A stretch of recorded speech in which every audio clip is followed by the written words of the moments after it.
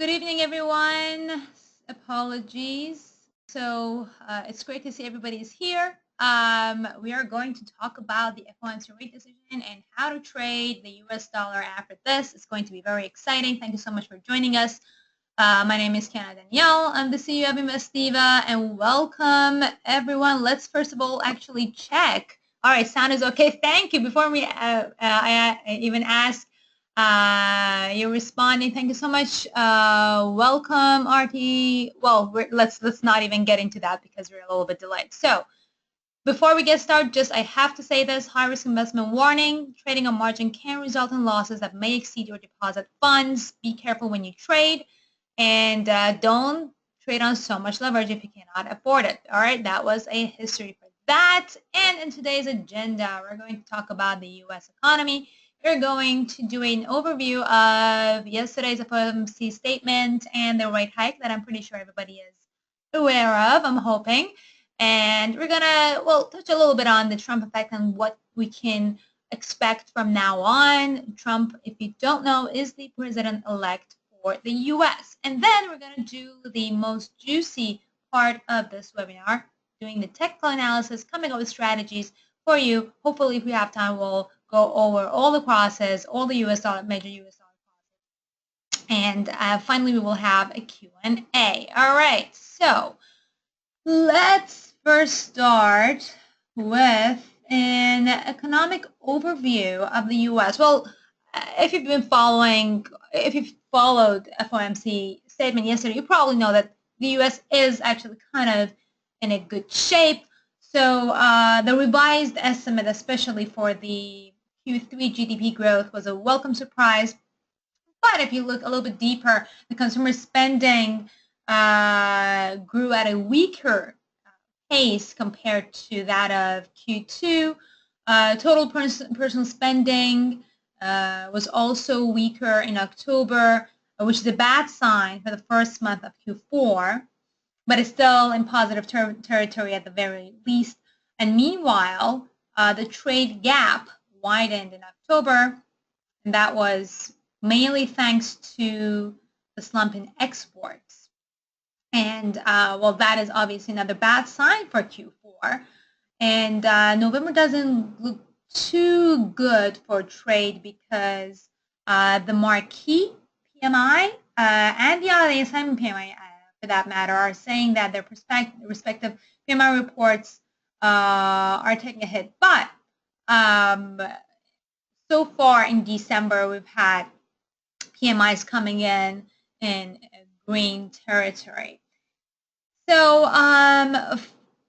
one of the main things, actually, the Fed was focused before the rate hike yesterday was the CPI and employment, the labor market. CPI continues to improve, at least, and in the labor market are so labor market is a little bit interesting, right? On one hand, a jobless rate is at the lowest level since August 2007. And non-farm payrolls, non-farm employment has consistently been above the 100,000 floor the Fed always talks about that's needed to keep up with working age population growth.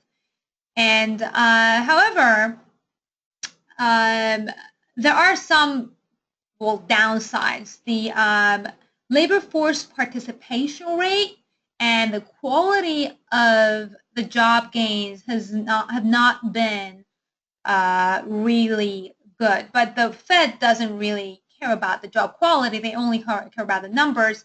And the participation is something that a lot of people are, they say, this jobless rate is not real because the participation rate, people who actually are actively looking for jobs, has gone down. So this doesn't mean anything. So there is a little bit of a, how do I put this? There's a little bit of a dilemma going on in there. Is the jobs market good? Is it bad? From what it looks like from the FOMC statement from yesterday, it looks like they're pretty upbeat about it. So here's what happened yesterday, right? So first of all, everybody was expecting a rate hike. we were expecting that.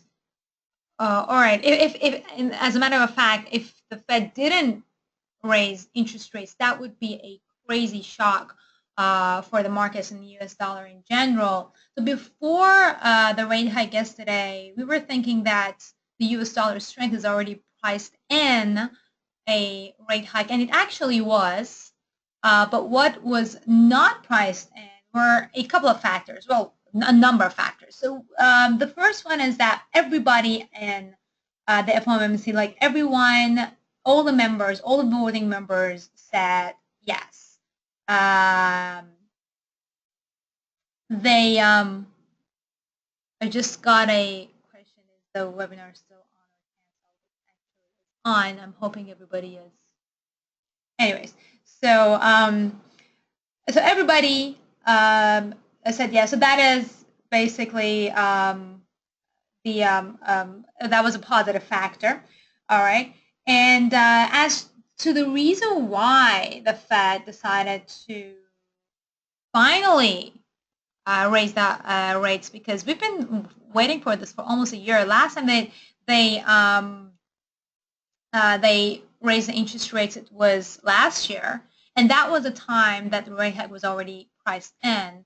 And that at that time, so it is important at that time when they raised the interest rates, they promised that they're gonna have multiple interest rates in 2016, and we did not get that. So keep that in mind, that when the Fed says something, when they say, oh, we're going to have a ton of stuff, we're very optimistic. So there is a lot of times that they don't follow through. So this time as well, they said that, oh, we're going to have a lot more rate hikes. I'm going to get into that in a little bit, but let's talk a little bit more also about what they saw in the economy that they finally decided to raise interest rates. They said, and I'm quoting, they said that the raise in the rates should certainly be understood as a reflection of the confidence we have in the progress of the economy has made, and our judgment that the progress will continue. It is a vote of confidence in the economy. So that was huge. That was a very positive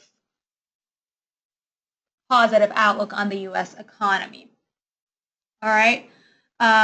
So that is something that even took me by surprise, because I thought that because of Trump becoming president, they might take a little bit more of a dovish tone. So they at one point they actually did say that some of the participants, but not all participants, did incorporate some change in fiscal policy into their projections, and that may have been a factor. So that means that basically those some people who were probably not completely on board with the fiscal policy may have been people who are putting into effect the Trump effect, right? So the main thing that really pushed the U.S. dollar higher yesterday was Janet Yellen's testimony, and as well as their projection, their future direction of monetary policy. And so what they did is that they upgraded the rate hike projection. So they said that we're probably going to have somewhere between 3 or even more rate hikes. And the people who voted for that, the members who voted for that, were also well, in a larger, like the voting members' numbers were in the higher territory, and that was one of the factors that took the markets by surprise and really pushed the U.S. dollar higher. And so that's the fact that we're going to see, they are saying that we're going to see more rate hikes again. So last year they said the same thing, though. Remember that. But this year they have they're promising even more than last year. So last year they said we're probably going to see 2 or more rate hikes. We saw only 1. This year they're saying we're going to see 3 or more. We probably are going to see 2. So that is still very huge.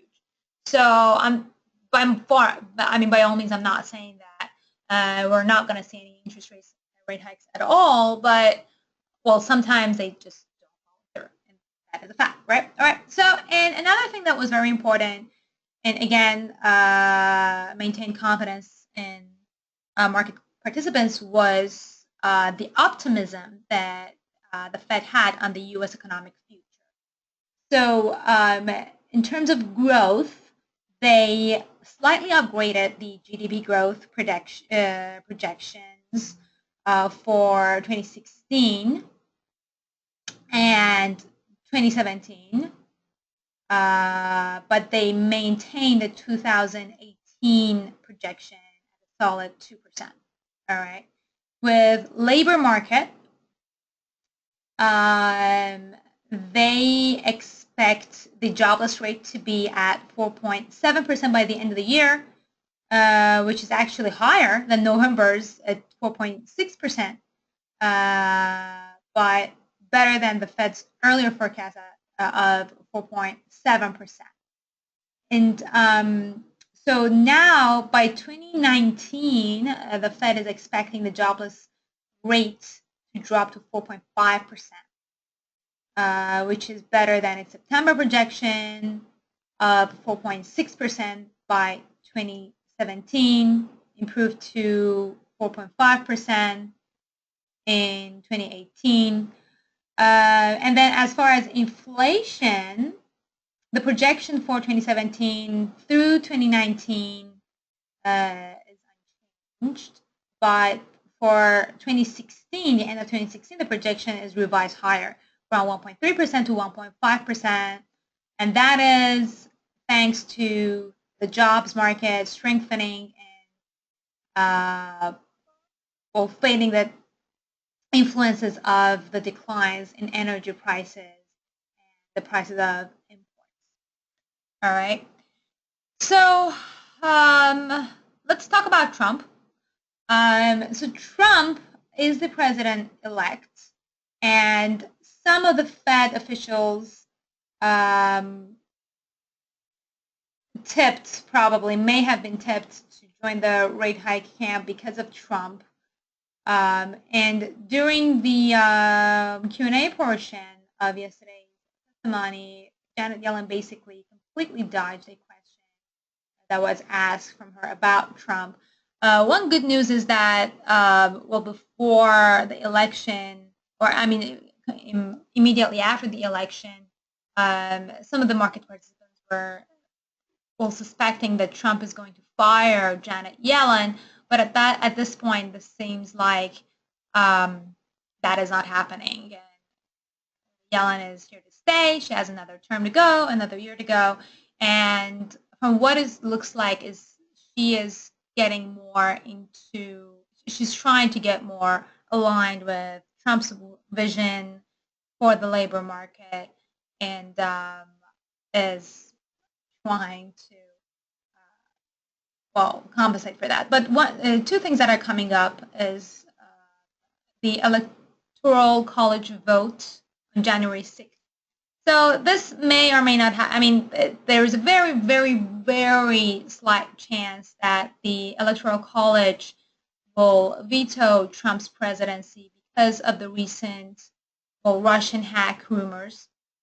And not rumors. The CIA confirmed that the Russians hacked the U.S. government. They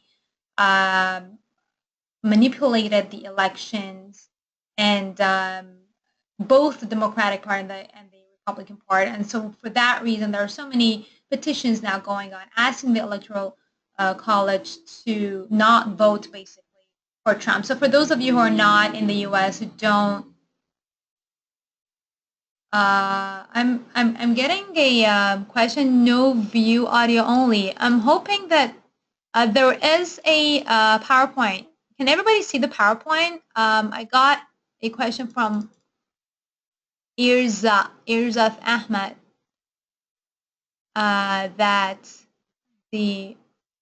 all right, so it seems like people can see the presentation. So I believe that might be your an issue that you may be facing with GoToMeeting. Yeah, we definitely do have a vision here. So what were we talking about? We were talking about, yes, electoral vote, there is a slight chance that Trump wouldn't get to presidency. That would create a lot of volatility and probably not in a good way if it happens. And then another thing that you need to remember is that after Trump became president, of course, the markets, both stock market and the U.S. dollar started to rally. And that had two main factors. The U.S. dollar rally was because the Fed. One of the reasons why was because of the Fed interest rate hike projection, which well, yesterday we saw the results, and then they surprised us even more, and now we're speculating the U.S. dollar strengthening. But the matter of the fact is, if Trump does become president, that will be January 20th. And the rally, so we're going to get into the technicals right now. I'm going to show you the growth and the gains that the U.S. dollar has had since the elections. So anything that Trump might do is already in a good way, is already priced in, or is on its way to be priced in. And I am really thinking I might probably have to give it like after January. So he's not in the office yet, right? He has done nothing yet. So these are all projections. Wall Street basically being happy about him. Well, the reason why Wall Street likes Trump so much is because they're expecting him to take off regulations that they had on brokers. I mean, as if they weren't already stealing money from people enough. So, but Trump is going to lower the regulations. That is the reason why Wall Street really likes Trump, and Republicans for that matter. So they're celebrating that. Another reason is because of the tax cuts on the rich. So again, Wall Street people are rich. Trump is going to cut their taxes. They're happy. They're buying. But he hasn't done any of these yet, right? So these are all markets pricing in a possibility of that happening. So I've posted this right now on the exhibition is Trump success stories. I'm the best businessman in the world because I know how to negotiate. And well, then we have the list of the things that he has not been able to do. So so again, what I'm trying to say is that there is a chance that he's not going to be able to deliver. We really don't know what's going to happen with Trump. So we have to prepare ourselves for an interesting times, which could actually create a lot of potential for us to make money, especially forex. The good news is even if the US dollar drops, we can still make money because you can make money in either direction. All right, so is everybody ready for the technical analysis and market strategy? Yes. All right, so we're going to go to our here to bring up our chart. Up the interactive charts.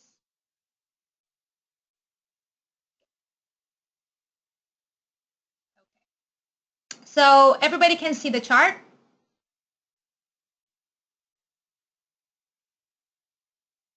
I'm hoping yes. I'm showing right now the Aussie dollar chart. Actually, we're going to switch it. So where do we want to start? Let's start with dollar yen. All right. Let's start with dollar yen. Okay, look at dollar yen going. Okay, so what is happening with dollar yen? Let's first start with a overall larger view. This is the monthly chart of dollar yen. So the median price for dollar yen is somewhere between 100 and 112. So this is a price that very often dollar yen reaches. And because it's a major currency pair, because it's a major currency pair, this market kind of cycles back and forth. So 76 was the lowest, the all-time low that happened because of the market crash, and 147 was the all-time high in 1998. I believe that is before the bubble burst in Japan. So, but the median, this is it, right? So what has been happening right now? So after the market crash, the most recent market crash, dollar yen reached 124, which was the same level of the high of 2007 and 2002 and 1999. All right, so this 124 is, everybody can agree, is one very important level for dollar yen. So we're going to mark it as a resistance right over here. All right. Next, what is the next important level? We already talked about it. Is this level that has been tested in 1993, in 1999, in 2005, in 2014, and well, a little bit below it actually, but I'm just going to go ahead and point this as our support because in 2016 it did go a little bit below it. It did not open below it, so we're going to just stick with the median rate. So here we have the support and resistance range that is most likely for dollar yen to be at a given time. All right. So what happened after the elections?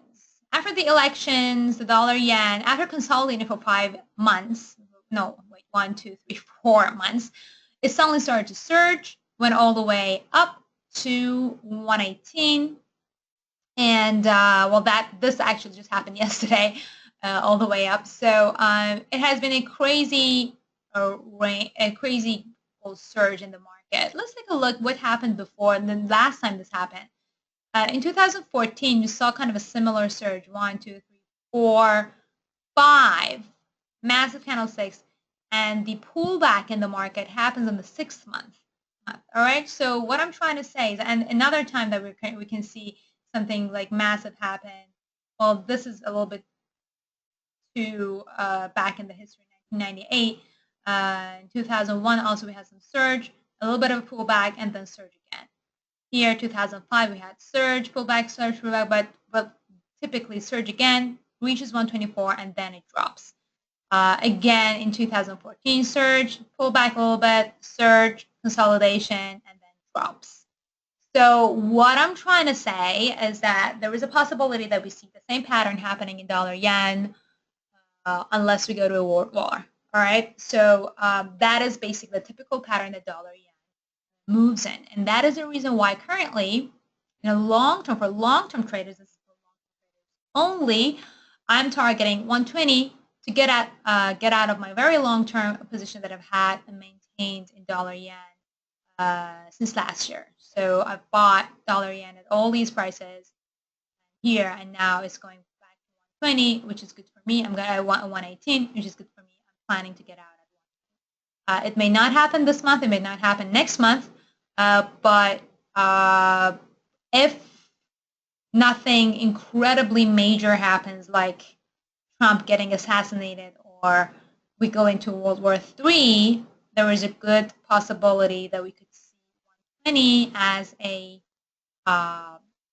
target. All right, now I know we have a lot of day traders today here, so I'm not going to get into day trading, but I'm going to at least take a look at the daily and the 4-hour charts. All right, obviously I'm going to go and insert my favorite indicator, which, by the way, I wrote a book on, and the book is now out. Today was the publishing day. I'm very excited about it. I'll tell you about it in a little bit. But here's what happened. So we had a break above the HMO cloud. So not only that, we also have two Fibonacci retracement levels. We have two trends. So here we had a saucer bottom, confirming we had a triple top formation, right? And now this is basically it. This is our new trend, okay? Our previous trend was a downtrend. So we can either go, I'm going to go and do a longer term downtrend level here. So interestingly enough, it didn't make a difference. So the long-term downturn Fibonacci retracement levels fall exactly So that is the magic of Fibonacci. That's why I love Fibonacci so much. This basically confirms how important these levels are and the reason why dollar yen retraced back after reaching 118. It was the 78% Fibonacci. So this is now our new resistance.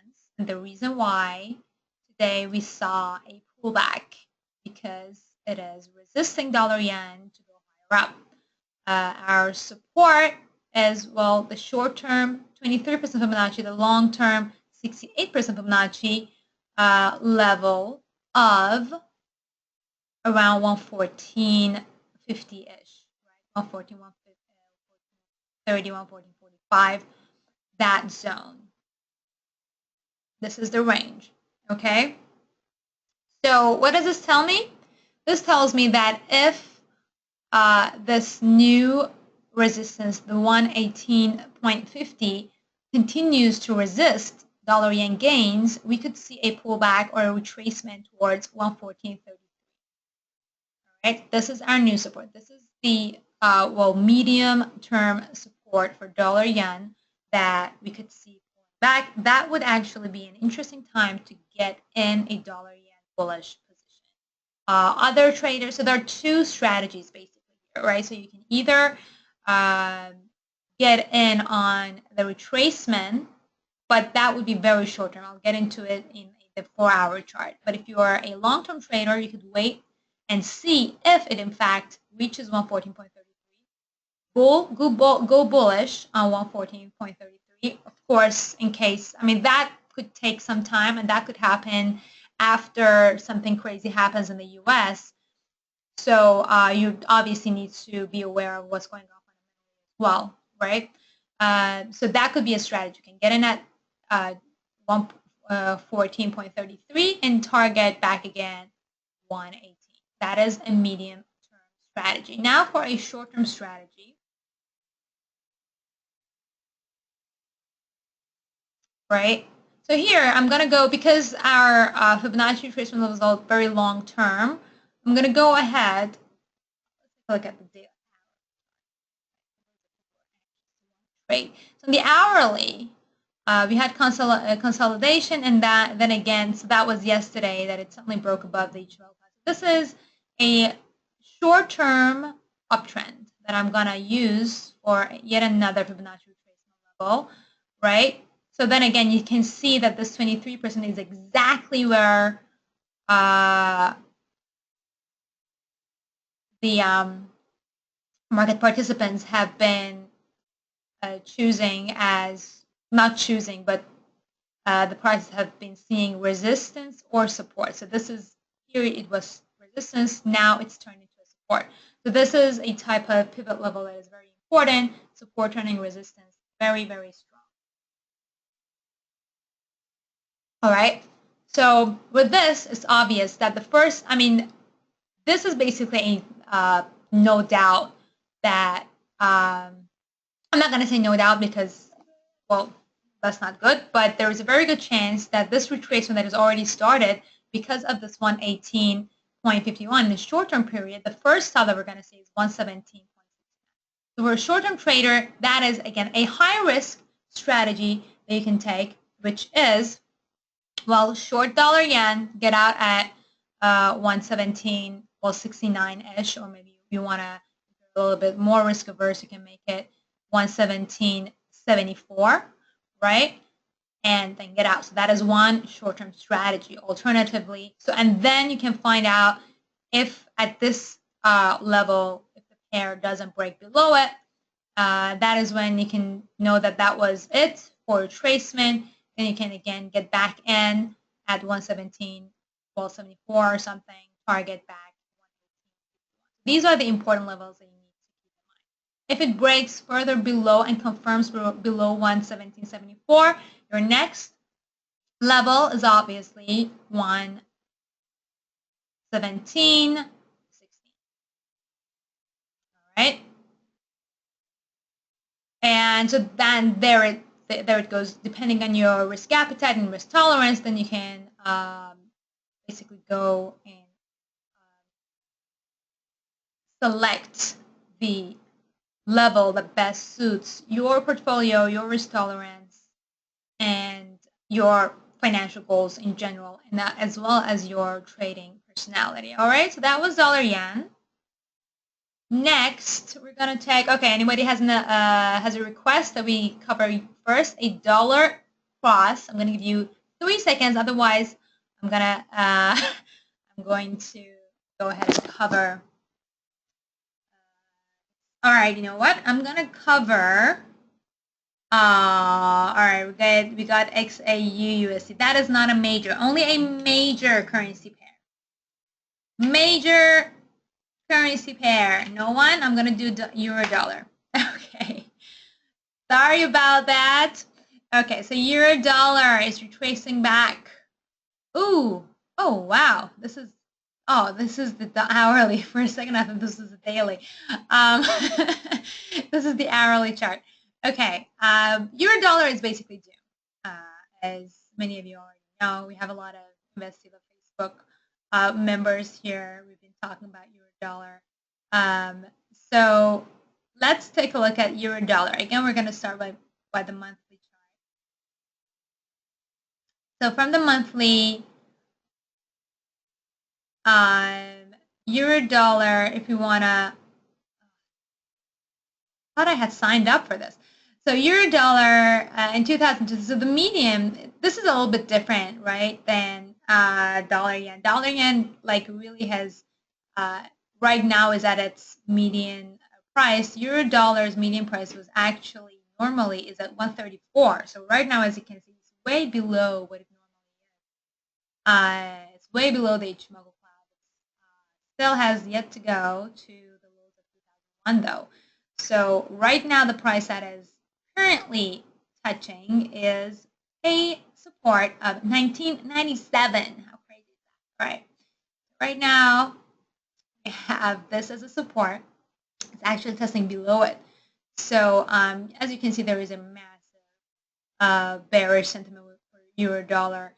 And, well, we can't blame it because of all the things that is going on in euro zone. So euro right now, let's talk about the fundamentals a little bit. They are in negative interest rate territory, while the US dollar is now in positive interest rate territory, and it's also hoping and looking into raising rates furthermore. So this is your perfect currency pair. Why? Because on one hand, you have a very strong currency, and on the other hand, you have a very weak currency. And that is the best currency matching at times of low volatility. Right? At times of high volatility, I normally go for currency pairs that are a little bit more controlled. But right now, at least from a projection point of view, euro is facing, Brexit, Italexit. I don't remember how they go, French exit or something like that. So all these, oh man, I have signed up. Hold on one second. So here I am, logged in. So what I'm trying to say, okay, so what happened in 2014? Euro dollar dropped. Below Ichimoku cloud, Tenkan line, below Kijun line, Chikou span, below Ichimoku cloud, all the good stuff. But for the past, so since 2015, February of 2015, so almost 2 years ago, until now, this pair has been bouncing up and down between, well, almost 115 and 105. Right? So I'm going to go ahead. This is 105, right? So this was a range that was just going on. And I've been talking about this with a lot of investigative students. We made a lot of money going up, going down, going up, going down. So it was good. It was great. But in the meantime, for the whole past 2 years, I have also been eyeing this 105 level, saying, hey, if it breaks below 105, we're going to see parity. Guess what? It looks like it is going to confirm a break. Let's see what's going on in the daily chart. So the daily chart not only broke below 105 today, it went all the way to 103. So what are the levels? What's going to happen next, right? That is the question. First of all, for the confirmation of the break, if we don't want to see a retracement, we need an open below 105. I mean, we already have seen an open below 105. I'm gonna call it. Go ahead and call it a confirmation of the break below 105. All right. So with that, now we again need to go for the next levels that we can see for euro dollar. We need to go back to the monthly chart and see what are the levels. So we have 104. Obviously, this is the level that is now. What are the other levels? For that, we need to use the Fibonacci. And what are the previous downtrends? Right, to see what levels euro dollar actually tested on that downtrend. So we have 101.50, surprise, and then we have even below parity. So that is our next support level at 0.9737. So it is interesting that Fibonacci is not producing exactly parity as a level, but it looks like the pair doesn't care about it anyway. So when it goes below parity, it just goes. All right, so these are our new support levels: 104, 101.50, and 0.9720. All right, so this is, we had to take it to the monthly chart to identify those. And now we're going to go to daily and see what other things we can now expect for the pair to happen. Unfortunately, this chart is a little bit not letting me actually showing you the other supports in the daily chart, but you know what I'm talking about, right? We already talked about it. So what's going to happen now? We obviously have 104 as a resistance. It already tested below it, right? And is now going, retracing, pulling back a little bit. So my projection is that, well, now this 105.20 is our new resistance, right? So we could very well see, depending on, well, today we had good news again from the US. So this is our new resistance. We could see another correction back to 105, and then another shoot back down to 104 and more, right? So here are some strategies, right? You can, a higher risk strategy could be, well, now buying, now that is low, or like wait for 103.50 and buy there and get out and around 105 on a potential pullback. This is something that we're completely speculating, not confirmed, and I'm just giving you ideas. And for that, you really need to wait for fundamentals and a retracement signal. All right. So this is the 4-hour chart, right? We can already see that it's just retracing on the 4-hour. Let's see if we have a retracement signal on the hourly. Yeah, it's not that strong, but it definitely looks like it's correcting. All right, so that is one strategy you can say, and it might actually take some time, right? So buy now, sell at 105, and then again sell at 105 and target 104, because we already have passed the craziness of the market. So even though we have very good chance of seeing parity, I mean, for a long-term trader, you can just sell now or sell at 105 and wait for it to hit, let's say, 10. What was our other target point? Our other target point was 101.52 or 103.90. So depending on your risk tolerance, right? So if you can afford risk in staying in your position longer, you can just sell now or sell at 105, wait for it to hit 101.50. All right, so there are a lot of ways that you can play. It is a very good day to trade or to start creating strategies, because it is after a crazy volatility. People are digesting the news, and now is the time they're going to see the pullback. So I love trading the pullback because I know what's going on, I'm confident, and I can basically develop a strategy based on everything. All right. So if there are no questions with your dollar, I'm going to go ahead and take a look, let's say, at dollar CAD. All right. Dollar CAD monthly. Up until yesterday, I was actually kind of worried that this new trend upward channel, well, we saw a massive bearish engulfing on the monthly. Still, it's kind of bearish, but it tested it and it retraced back. The reason why dollar CAD is now of oil prices, right? So what has been going on with dollar CAD? Again, this is very different. If you look at the big picture, it's very different than that of euro dollar and dollar yen. Right, so the medium level for dollar CAD, the price that it has reached most often is around here. This is where it almost started. Right? So 1.25 is the most likely price, one of the most likely prices for dollar yen at a dollar CAD at a given time. And the upper value for that, and then another value is, well, this support level, right? The previous resistance turned into now support. So 130 is the next one. And 130 is a price that the pair actually tested just before the Fed rate hike yesterday. All right, so we have these, and then as resistance, what we have is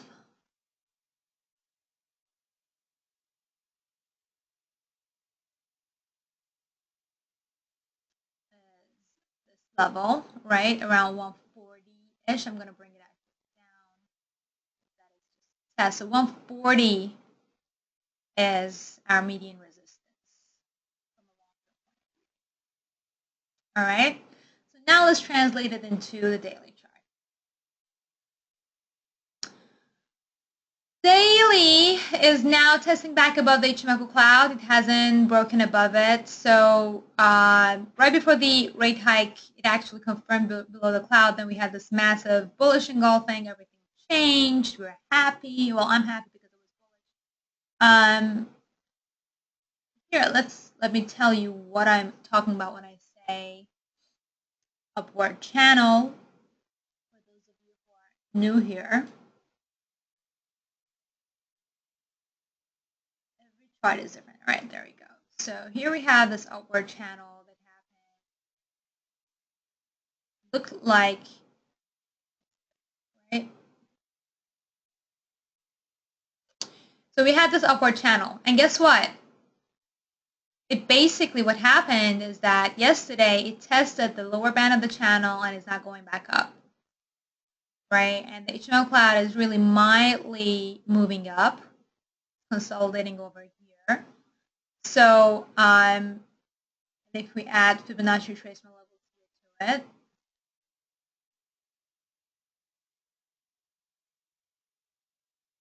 we can see that right now the price that is testing at actually broken above is 38%. That is not that important. The important level that you really need to keep an eye on is a 50% Fibonacci level at 1.3562. Okay, which kind of coincides with the upper band of this channel. So we're basically taking our IDDA approach to this. We're combining Fibonacci, Ichimoku, and other technical analysis strategy. We call that IDDA at Investida, right? Because somebody was asking what is the IDDA strategy. So it's basically the Investida diamond analysis strategy. Okay, something that I'm not going to say that I created it, but I gave a name to it. Okay. So what's happening right now is testing above the Ichimoku cloud, but we have the Tenkan and Kijun line crossing below each other. Where is the Senko span? It's a little bit hard to find. I think it is actually still above the Ichimoku cloud. So we obviously have a newly found bullish energy in dollar CAD, but so this is not as clear as euro dollar, because euro dollar, on one hand, we have a really weak currency versus US dollar.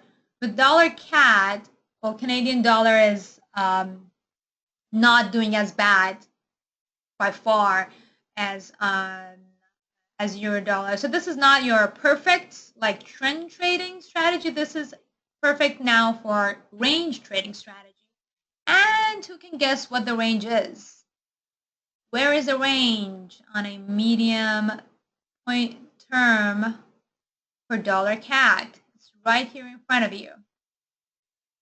What is the range that we can consider trading or developing the strategy for in dollar CAD?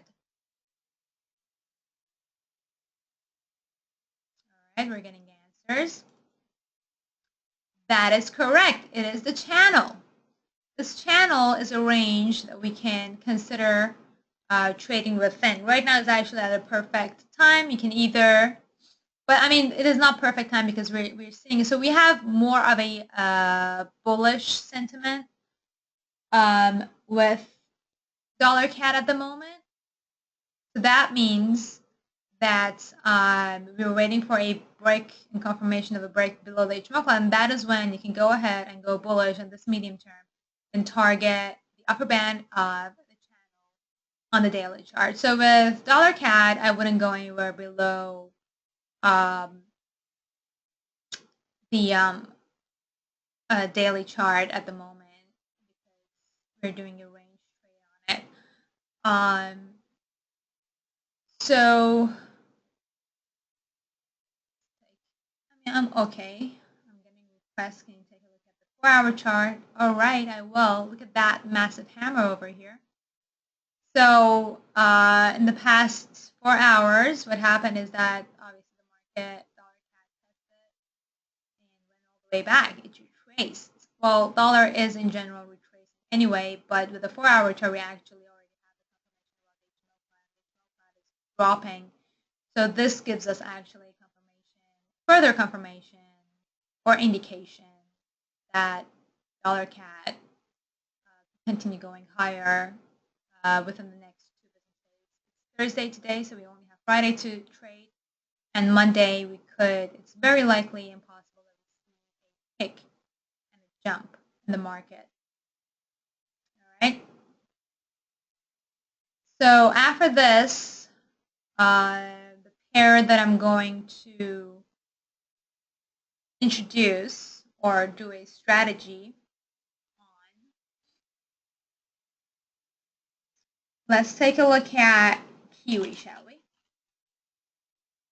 So New Zealand dollar versus the Kiwi dollar. Oh, I'm sorry, New Zealand dollar versus the US dollar. So we called this out actually yesterday in our Facebook group. So I'm hoping that you guys jumped on it. This is the 4-hour chart actually. Again, let's take a look at the monthly. Let's see what's going on with Kiwi dollar and the longer term point of view. What is a median? So again, this is very different than all the other charts. But again, the similarity between that is that these markets always cycle, right? So our median right now pivot level for this pair is around 0.71, right? And the median support actually,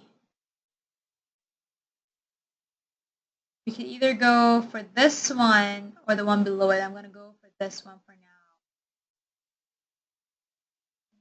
Here, so we have both. So this is our median support. And the next median support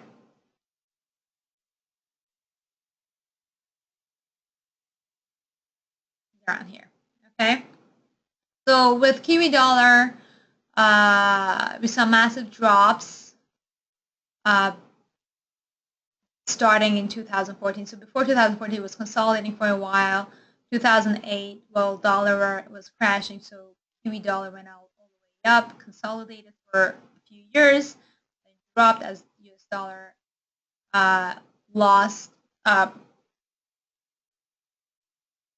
And then we saw this retracement coming back. This actually kind of looks like our dollar CAD, so it's trading within an upward channel, but now it's kind of pulling back. So is this pullback something that is going to stay, or is this a new trend? That is a question, and it's something that, well, we need a confirmation of. And for the confirmation, we're going to have draw our channel again.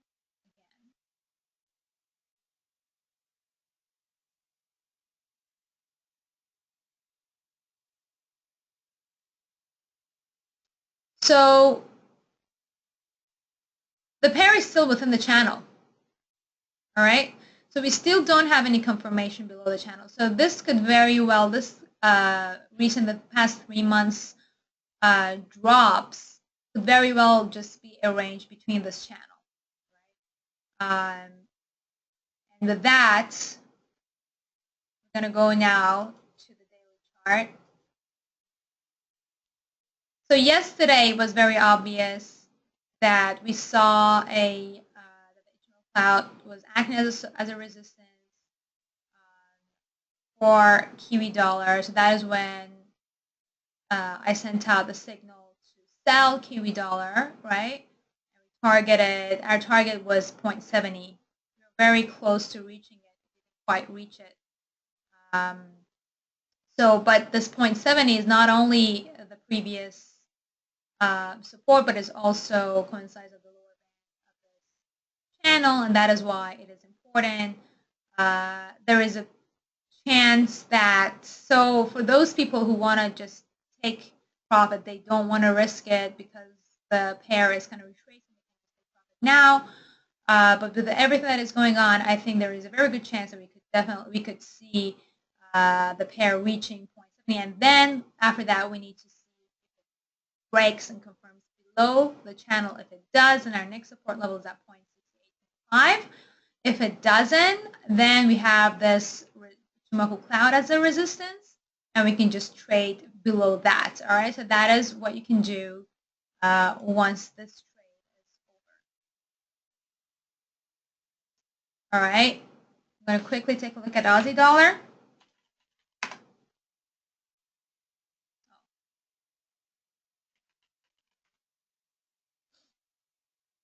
So with Aussie dollar, it's very similar to Kiwi dollar at the moment.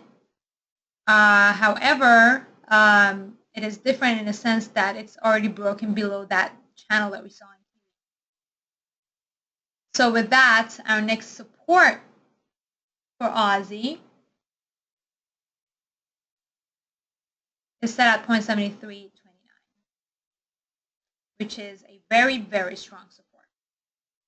And there is a very good chance we're going to see it reaching it. And after that, we need another signal. If it breaks below that, then our next support and extended support is going to be around here. I'm not even doing Fibonacci. If we do use Fibonacci, we can use Fibonacci. Either ways, we can just find the strongest trend and go with that. So, yeah, the support, as you can see, the one that I identified with my naked eye was the 50% Fibonacci, which is obviously pretty important. There are resistance levels that we could see a correction that's at 38%. So this is our resistance. We could see the pair going back up to 0.74. So this is our new range. And if we see a break below 0.73, that is when this channel is basically done and has turned into a top pattern. And the neckline resides at 0.71. So if this, in fact, does turn into a saucer top pattern, reaches 0.71, then we need a confirmation below this. And after that, guess what? Our final support or final extended support and third target is going to reside at 78% Fibonacci at 0.7.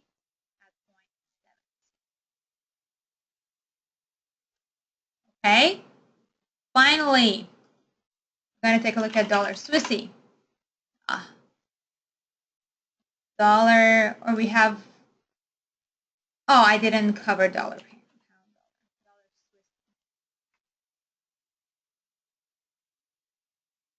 So dollar Swissy, it's already, again, so this one, I actually don't have any strategies because it already broke above our very strong pivot level and is right now at,